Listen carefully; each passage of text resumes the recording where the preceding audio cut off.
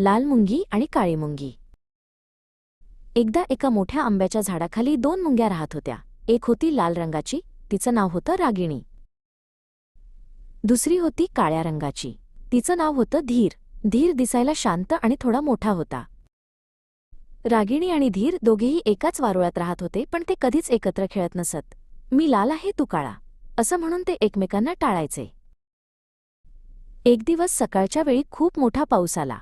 वारुळात पाणी शिरलं आणि सगळीकडे गोंधळ उडाला.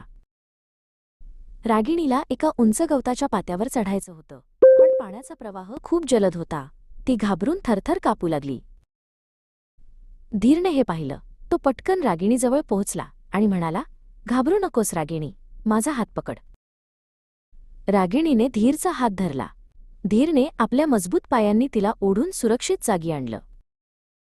तू माझ्या मदतीला धावून आलास, रागिणी म्हणाली, आणि मी तुला नेहमी काळी मुंगी म्हणून दूर ठेवत होते. तिच्या डोळ्यात पाणी आलं.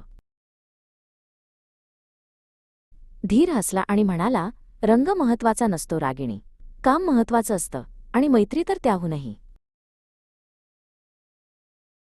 त्या दिवसापासून रागिणी लाल आणि धीर काळा खूप चांगले मित्र बनले.